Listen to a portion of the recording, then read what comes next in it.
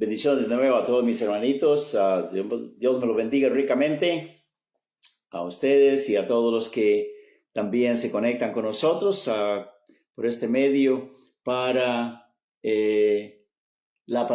escuchar la palabra de Dios. Esta mañana quisiera que continuemos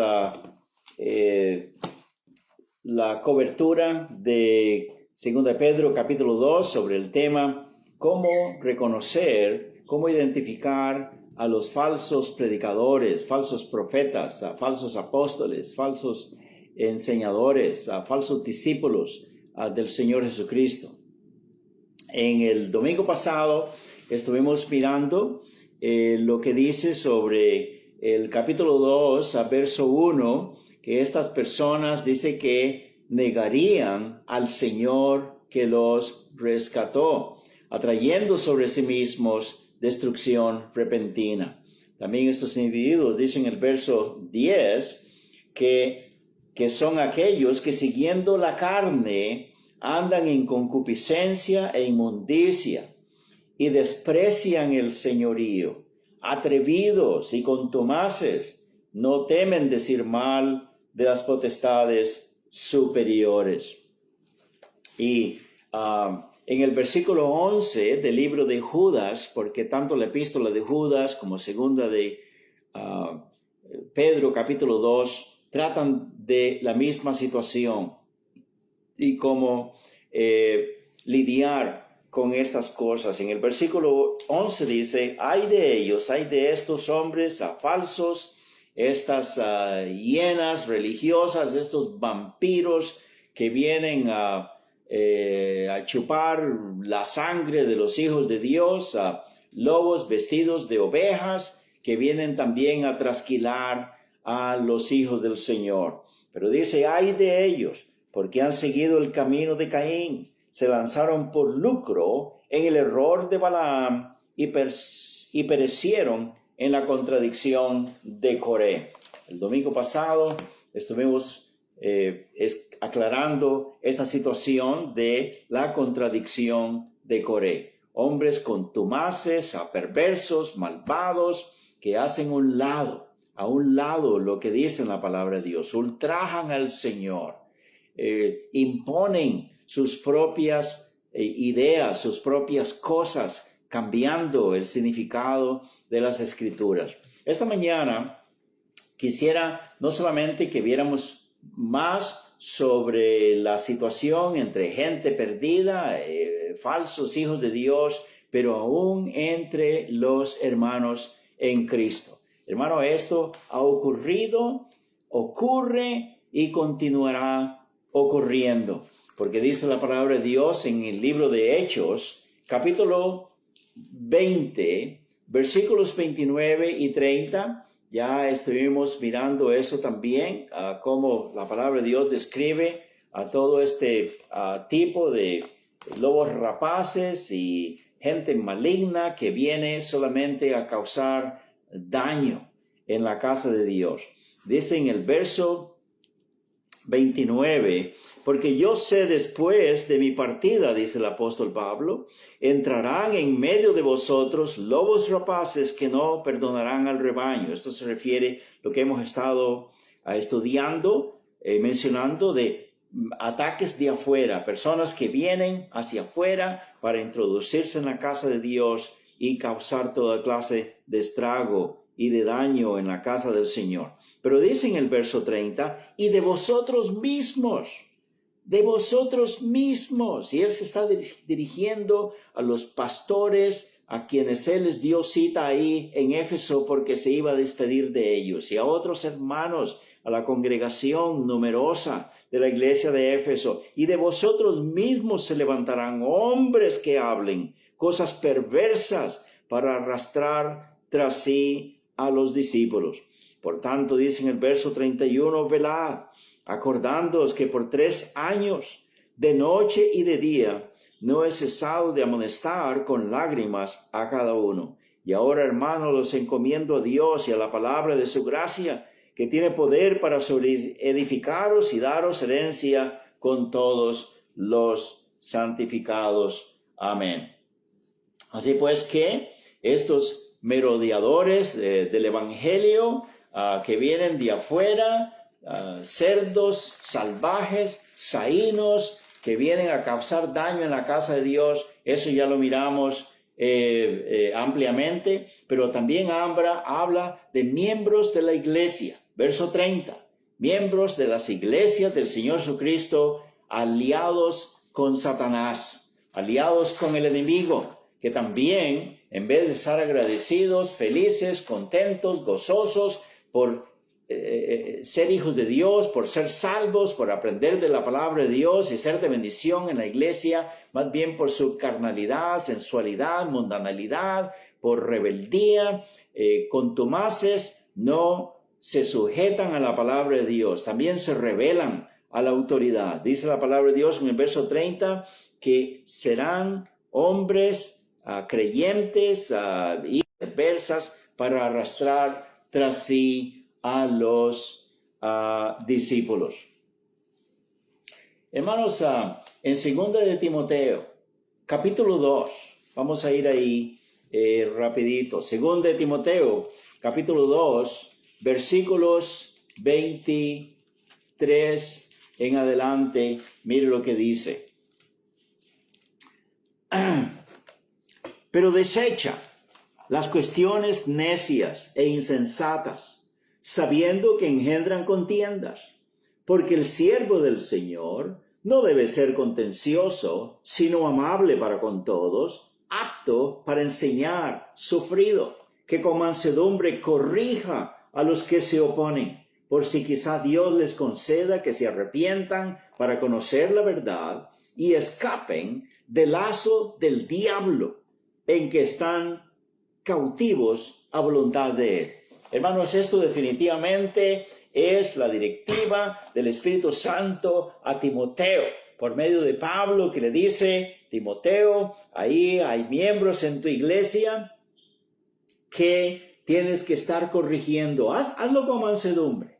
¿Está bien? No estés enojado, disgustado o resentido con ellos, pero con mansedumbre corríjalos a los que se oponen, a los que contradicen, a los que no están dispuestos a ser sumisos a las reglas en la casa de Dios, en la iglesia, los que vienen a perturbar la paz, el gozo. Hay miembros de la iglesia que hacen esas cosas, pero dice que se oponen y corrígelos, habla con ellos, enséñales, repíteles las cosas, las doctrinas de la palabra de Dios, para si quizá Dios les conceda que se arrepientan para conocer la verdad y escapen del lazo del diablo en que están cautivos a la voluntad de él. Así, hermanos, que a los inconversos no hay que corregirlos. Lo que hay que hacer es predicar ese evangelio para que se salvan. Pero esto habla de corrección, de enderezar a personas que tuercen la Biblia, que están rebeldes, que no se sujetan a lo que dice la palabra de Dios.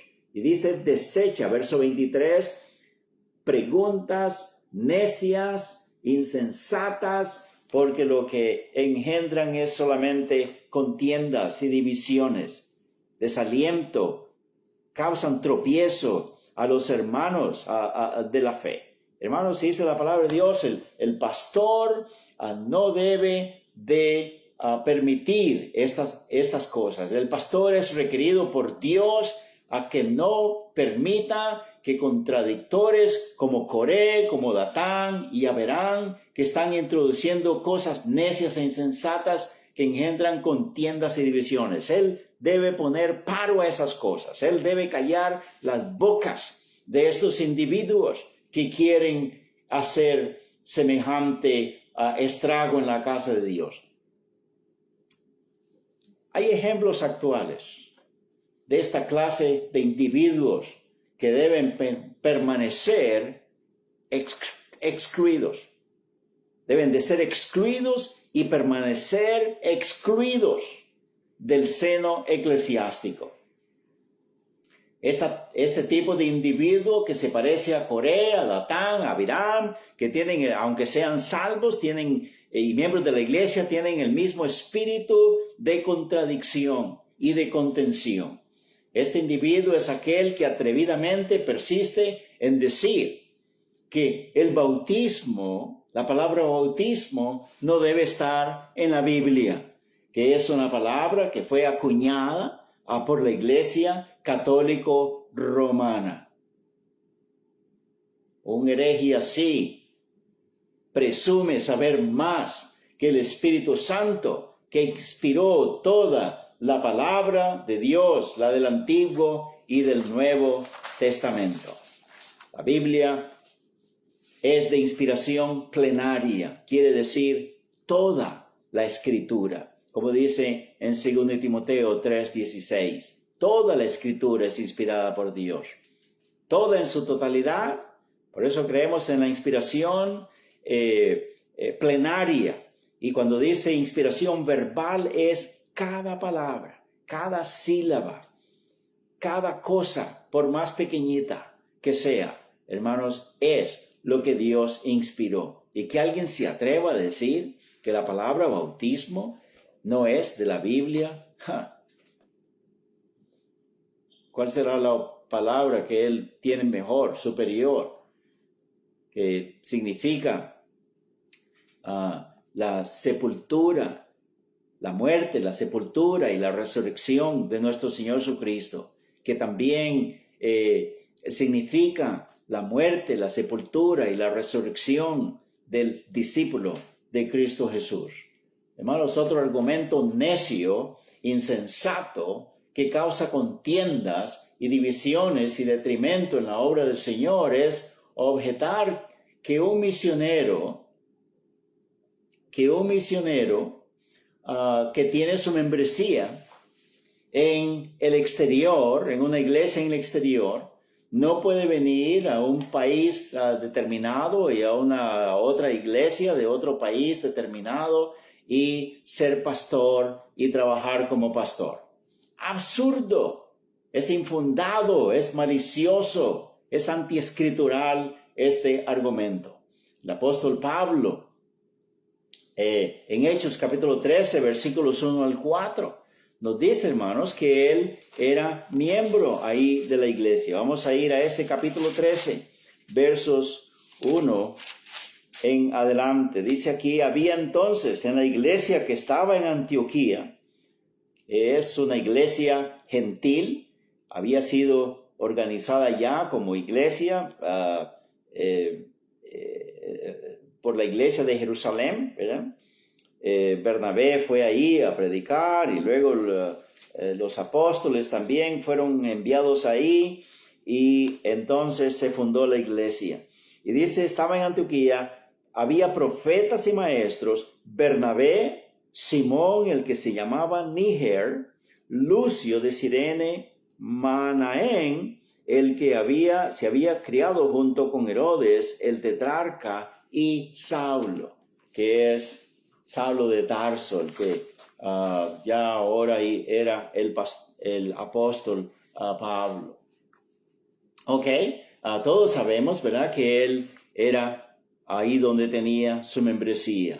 Pero comenzando en este capítulo 13 y el capítulo 14 y el capítulo 15, lo miramos enviado por la iglesia, por la directiva del Espíritu Santo, que dijo a la iglesia que tenía la autoridad, que lo enviara junto con Bernabé a predicar el evangelio y a fundar otras iglesias, hermanos, y fue fructífero el trabajo del apóstol Pablo junto con Bernabé.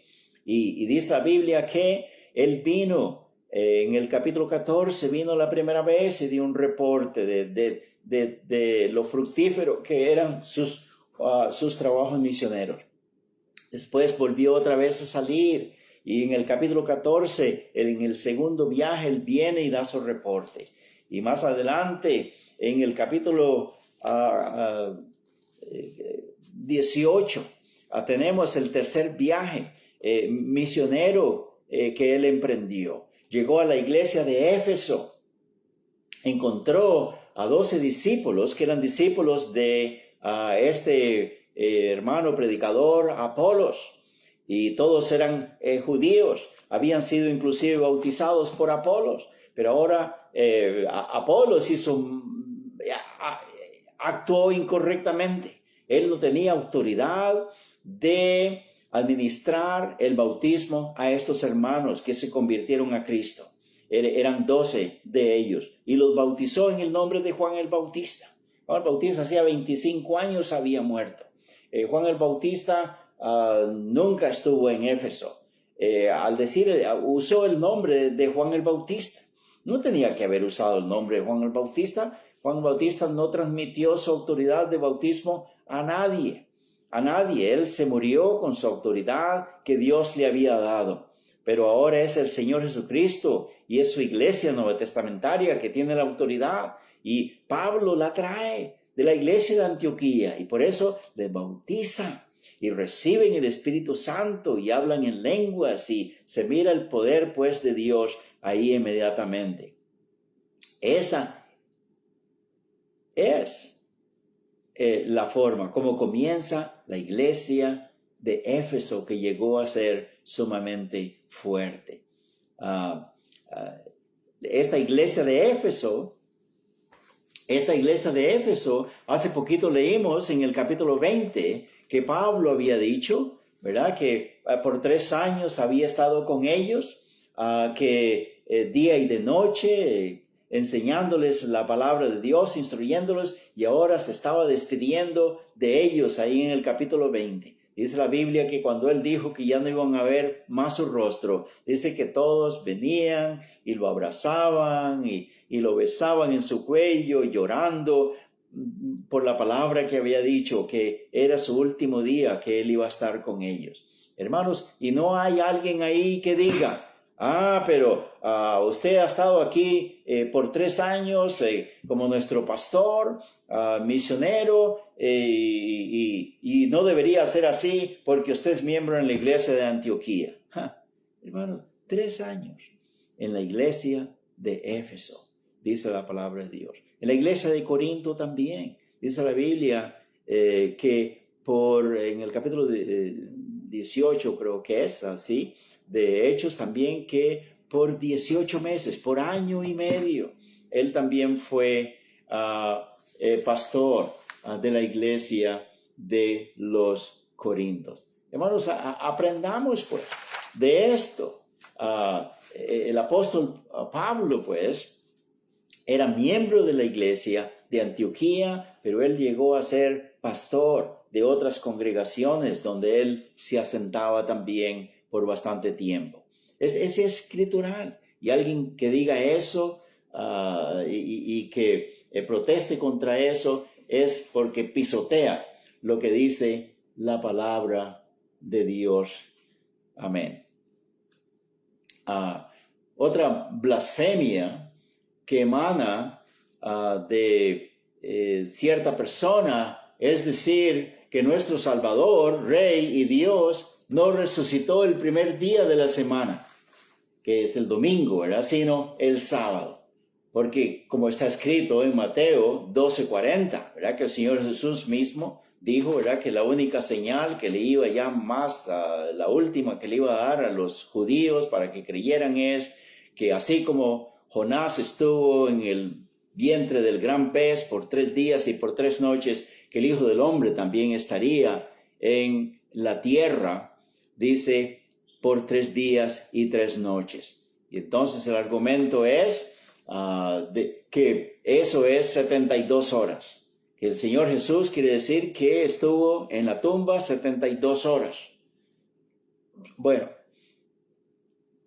se necesitaría para que el Señor Jesús resucitara el sábado, que el miércoles en la tarde, antes de las 6 de la tarde, después de la crucifixión, por supuesto, que terminó como a las 3 de la tarde, antes de las 6 de la tarde, el cuerpo del Señor Jesús fuera sepultado, porque ya a las 6 de la tarde en adelante ya comenzaba el domingo, ¿verdad?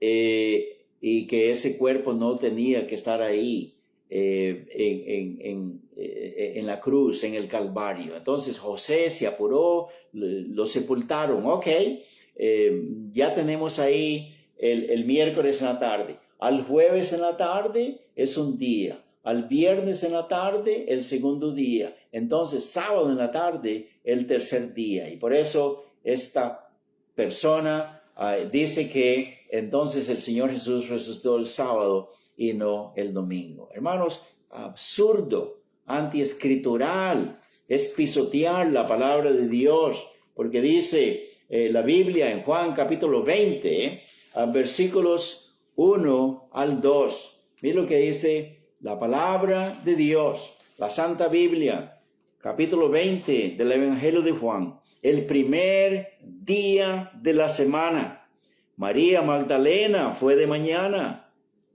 siendo aún oscuro, al sepulcro y vio quitada la piedra del sepulcro. Eso quiere decir posiblemente antes de las 6 de la mañana. Regularmente el sol sale a las 6, pero tal vez a las 5, 5:30, y ya la tumba estaba abierta. Entonces corrió y fue a Simón Pedro y al otro discípulo, aquel que amaba a Jesús, y les dijo: se han llevado el cuerpo del sepulcro al Señor y no sabemos dónde le han puesto. Muy bien, dice claramente que es el primer día de la semana que esto ocurrió. Mira lo que dice en el verso 19 del mismo capítulo. Cuando llegó la noche de aquel mismo día. Si acaso no se acuerda cuál es el de aquel mismo día, dice el primero de la semana, el domingo. El descubrimiento fue temprano el domingo, temprano el primer día de la semana, en la mañanita. Ahora la palabra de Dios nos traslada hasta la noche. Dice, cuando llegó la noche de aquel mismo día, el primero de la semana, estando las puertas cerradas en el lugar donde los discípulos estaban reunidos por medio de los judíos, vino Jesús y puesto en medio les dijo: paz a vosotros. Cuando les hubo dicho esto, les mostró las manos y el costado, y los discípulos se regocijaron viendo al Señor. Entonces Jesús les dijo otra vez: paz a vosotros, como me envió el Padre, así también yo os envío. Y habiendo dicho esto, sopló y les dijo: recibid el Espíritu Santo. A quien remitieres los pecados, les son remitidos, y a quienes les son retenidos, a quienes se los retuvieres, les son retenidos. Amén. Aquel mismo día, en la noche, el Señor se aparece y los bendice y les da el poder del Espíritu Santo antes del Pentecostés, ¿verdad? Ahora, dice la Biblia en los versículos siguientes, ¿verdad?, que todos estaban, pero menos Tomás. Y entonces le dijeron: el Señor lo vimos, vino, estuvo con nosotros. Sí, claro que sí, ha resucitado, amén, es el primer día de la semana. Dice: no, si yo no veo sus manos horadadas y sus pies y la herida en su costado, yo no voy a creer. Entonces dice la Biblia en el verso 26, 8 días después. ¿Cuándo sería? Esto fue el primer día de la semana, el domingo. 8 días después, no dice 7 días como para que sea sábado, pero 8 días después de la resurrección del Señor Jesucristo, dice, estaban una vez más los discípulos dentro, y con ellos Tomás. Y llegó Jesús, estando la puerta cerrada, y se puso en medio y les dijo: paz a vosotros. Amén. El Señor comienza a aparecerse, a estar con ellos en el día domingo. Después tenemos otro relato ahí, al final del capítulo, donde también se fueron a pescar y el Señor Jesús se apareció con ellos ahí, ¿verdad? Para luego llevarlos hasta Betania y entonces despedirlos y darle la comisión y despedirlos para él irse al cielo. Hermanos, la palabra de Dios es clara. Es el primer día de la semana que el Señor Jesús resucitó. Amén.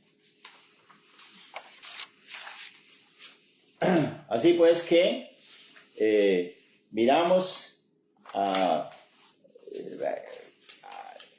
que personas que contradicen estas cosas son estos contumaces, estos aliados con Satanás, que no quieren obedecer la palabra de Dios, y el Señor nos dice qué es lo que tenemos que hacer con ellos. En Tito capítulo 3, en el versículo 10, Efesios, en Tito capítulo 3, verso 10, porque una cosa es que la palabra de Dios nos diga esto va a estar sucediendo, ataques de afuera, ataques de adentro, pero ustedes son la casa de Dios, el reino de los cielos está en ustedes y es para que estén en armonía, unidos, que hablen una sola cosa, que sean de un solo parecer y no permitan pues que lobos rapaces, hienas y estos hombres malvados vengan, échenos del seno eclesiástico. No permitan que estas personas vengan a causar detrimento a la casa de Dios. Amén. Y dice en el capítulo 3, verso 10, al hombre que cause divisiones, después de una y otra amonestación, deséchelo, sabiendo que el tal se ha pervertido y peca y está condenado por su propio juicio. Al hombre o a la mujer, no importa quién sea, no se le puede consentir, no se le puede tolerar. La casa de Dios no es para que, bueno, pues dejemos que Él diga todo lo que quiera y crea todo lo que quiera y pues es nuestro hermano en Cristo y mejor no causemos aquí discusiones ni nada así por el estilo. Hermanos, no. Lo que no se habla de acuerdo a las santas escrituras no debe permitirse. Amén. En primera de Pedro, capítulo 4, en el versículo 10, también dice algo semejante. En primera de Pedro, capítulo 4, verso 10, dice lo siguiente: cada uno, según el don que ha recibido, ministrelo a los otros como buenos administradores de la multiforme gracia de Dios. Mira lo que dice el verso 11. Subraye esto en su Santa Biblia. Si alguno habla, si alguno va a decir algo en la casa de Dios, hable conforme a las palabras de Dios. Hermano, hable conforme a las palabras de Dios, no conforme a lo que se le ocurre, no conforme a sus filosofías o deducciones, interpretaciones que tenga de la Santa Biblia, o sus inventos, o que venga a repetir cosas que ha oído de otros herejes. Pero dice que hable conforme a las palabras de Dios. Esto en inglés usa la palabra oráculo. Dice acá, speak as the oracles of God. Y los oráculos, hermanos, es la palabra de Dios misma. Nuestra boca es nada más como la pieza que está pronunciando la palabra de Dios, pero es la palabra de Dios la que emana nuestra boca. Si usted no tiene una palabra que está basada en la Santa Biblia, en la palabra de Dios, para enseñarla o predicarla, entonces cállese, no tiene usted negocio, ni parte, ni suerte para estar en el púlpito diciendo cosas que no es la palabra de Dios. La casa de Dios no es para eso. Y por eso dice la Biblia que al que se le amonesta, porque está contradiciendo, porque está aliado más con el diablo que con el Señor Jesucristo, su Salvador y Señor, si nada más está causando este tipo de detrimento, división y molestia y robando la paz en la casa de Dios, dice que después de dice Tito 3:10, que después de una y otra amonestación, deséchalo, porque el tal se ha corrompido y peca y está condenado por su propio juicio. Así, mis hermanos, que quería agregar esto porque sucede en la casa del Señor, ¿verdad? La palabra de Dios nos dice, en cuanto a los apóstoles se refieren, ¿verdad? Porque hace poco, en el segundo punto, dije, ¿verdad? Que hay personas que dicen que, pues que un misionero no puede venir a la iglesia, y si tiene su membresía en otra iglesia, no puede ser el pastor, ¿verdad? Pero miramos que el apóstol Pablo lo fue pastor en Éfeso, fue pastor en Corinto, ¿verdad? Yo sé que para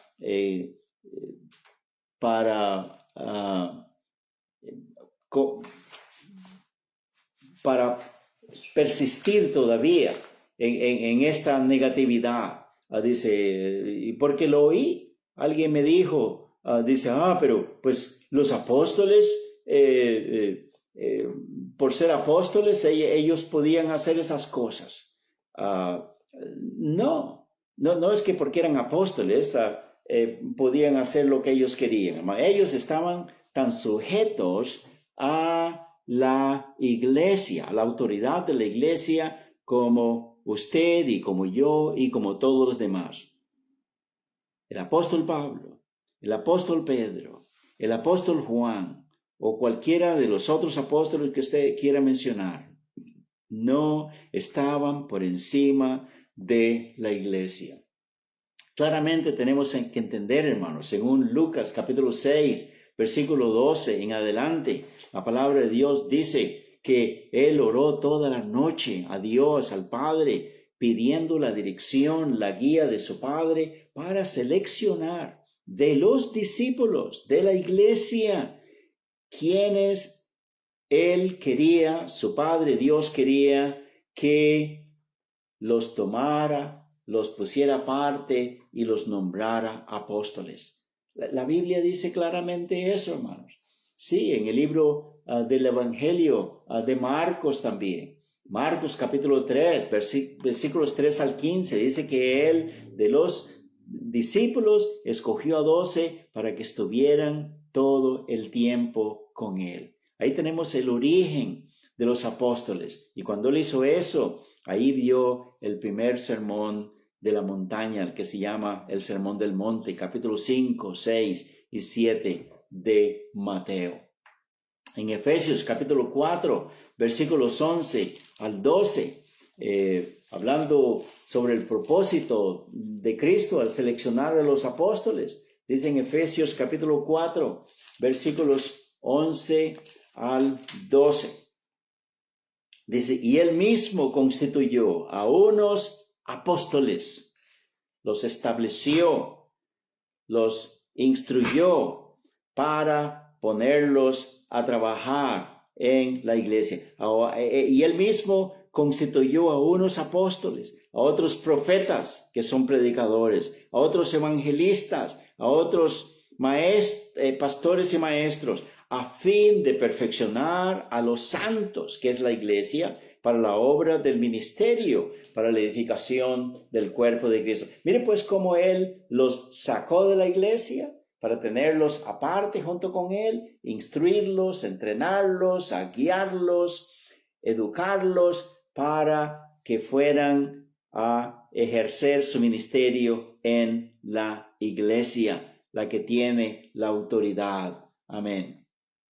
Hermanos, la misión, el origen, el propósito de los apóstoles y la misión de los apóstoles era predicar, enseñar, escribir el Nuevo Testamento. El Espíritu Santo vino y les inspiró a ellos, les recordó todas las palabras que el Señor Jesucristo había predicado, había enseñado, todas las cosas que había hecho, las preguntas que le hicieron, las respuestas que él dio, cuándo fue eso y todos los detalles, hermanos, sí, que son miles de detalles. El Espíritu Santo les recordó a ellos todas esas cosas. Y dice la palabra de Dios que su trabajo estaba supeditado a la suprema autoridad que Dios había puesto en la iglesia. No fue a los apóstoles que el Señor Jesús dio la comisión de ir a predicar y bautizar ni enseñar, pero fue a la iglesia. Pero ellos están ahí. Ellos son el cuerpo docente, son los instructores especiales que el Señor ha puesto ahí para hacer el trabajo que le toca a la iglesia. Fue a la iglesia que Él le dijo, id por todo el mundo, predicad el evangelio, bautizándoles en el nombre del Padre, el Hijo y el Espíritu Santo, enseñándoles que guarden todas las cosas que os he mandado, y aquí yo estoy con vosotros todos los días hasta el fin del mundo. El Señor prometió a su iglesia en esa comisión, inclusive perpetuidad, no a los apóstoles. Los apóstoles se murieron en el primer siglo. Si el Señor hubiera dado esa comisión y esa perpetuidad a ellos, entonces no tuviéramos nada. Pero fue a la iglesia que el Señor Jesús fue quien le dio toda la autoridad, y a los apóstoles los instruyó para entrenar y edificar el cuerpo de Cristo, que es la iglesia. Amén. El apóstol Pablo dijo en 1 Corintios 1, capítulo 12, versos 27. Mire, qué interesante, para que vea usted cómo de veras ellos respetaban lo que era la autoridad de la iglesia. Ellos jamás abusaban de su autoridad, de su poder que tenían especiales que el Espíritu Santo les daba, de resucitar muertos, de sanar enfermedades, etcétera, etcétera. Pero dice la palabra de Dios acá, en 1 Corintios 1, versos 12 al 17. Quiero decir que cada uno de vosotros dice, yo soy de Pablo, yo soy de Apolos, y yo de Cefas, y yo de Cristo. ¿Acaso está dividido Cristo? ¿Fue crucificado Pablo por vosotros? ¿O fuisteis bautizados en el nombre de Pablo? Doy gracias a Dios de que a ninguno de vosotros he bautizado sino a Crispo y a Gayo, para que ninguno diga que fuisteis bautizados en mi nombre. También bauticé a la familia de Estéfanas. De los demás, no sé si he bautizado a algún otro. Y dice, ¿por qué? ¿Por qué se retuvo de bautizar a tantas personas, no obstante teniendo la autoridad de hacerlo por la iglesia de Antioquía? Pero dice, pues no me envió Cristo a bautizar, sino a predicar el evangelio, no con sabiduría de palabras, para que no se haga vana la cruz de Cristo. No me envió Cristo a bautizar, pero solo a predicar. ¿Qué le parece? ¿Por qué dice Pablo no lo envió a bautizar? No tenía autoridad de hacerlo, porque a quien Cristo había enviado a bautizar es a su iglesia. Amén. Amén y amén. El apóstol Pedro, lo mismo. Cuando él predicó en el capítulo 10 del libro de los Hechos en la casa de Cornelio, dice la Biblia que había muchos ahí, posiblemente soldados también, sus familias, dice que la casa estaba llena. Él predicó la palabra de Dios, el Espíritu Santo cayó sobre todos. Y al final del capítulo 10 nos dice la Biblia como él había llevado a varios miembros de la iglesia de Jope porque él estaba en Jope cuando Dios le dio esta revelación de que fuera a la casa de Cornelio. Dice que de la iglesia de Jope vinieron los hermanos junto con Pedro, y cuando ellos recibieron a Cristo como Salvador personal, dice la palabra de Dios que él les preguntó si alguien tenía alguna objeción para que ellos no fueran bautizados. Pero dice que nadie objetó, y entonces él mandó para que fueran bautizados también. Así, hermanos, la palabra de Dios dice así, que tanto el apóstol Pablo, el apóstol Pedro estaban supeditados a la autoridad de la iglesia. Así pues que ese argumento de que los apóstoles podían hacer estas cosas a diestra y siniestra no es así.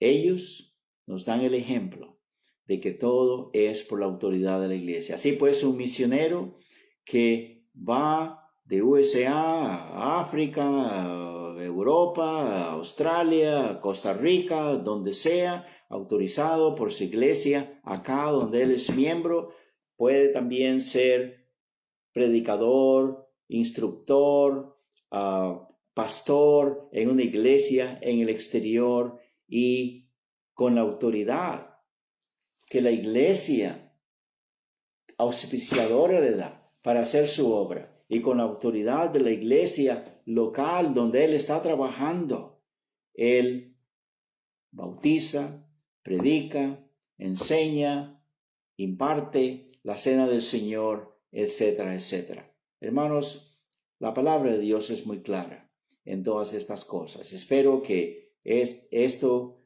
sea instructivo para todos ustedes. Vamos a parar ahí en cuanto a todos estos malos obreros, a contumaces, a necios, infundados, que pisotean la palabra de Dios y que traen perturbación y desasosiego en la casa del Señor. Y por eso no debe de ser esto permitido. Amén. Se excluyen del seno eclesiástico y quedan permanentemente excluidos. Eso es lo que dice la palabra del Señor. Amén. Padre Santo, gracias te damos por tu palabra que es tan clara. Gracias, Señor, porque es el faro de luz que tenemos del cielo para hacer tu obra, Señor. Ayúdanos para seguir adelante, predicando, enseñando tu verdad únicamente. Bendice la iglesia Canaán, las iglesias hermanas de Costa Rica también, que todos nos interesemos, Señor, en ser celosos con tu verdad, con tu palabra, que no solamente la prediquemos, pero que la practiquemos. Cuando el Señor Jesucristo venga, Él quiere tener una iglesia que le está esperando, una iglesia gloriosa, que no tenga mancha, que no tenga arruga, ni cosa semejante, sino que sea pura, sin mancha y sin arruga. Padre Santo, ayúdanos, sí, para proclamar tu palabra, para actuar en tu palabra. Gracias porque somos bendecidos con tu presencia, con tu guía, con tu poder. Perdónanos en lo que te fallamos, Señor, y ayúdanos para ser cada día mejores hijos tuyos, para que hagamos una obra digna de tu nombre. Por Cristo Jesús, nuestro Salvador. Amén.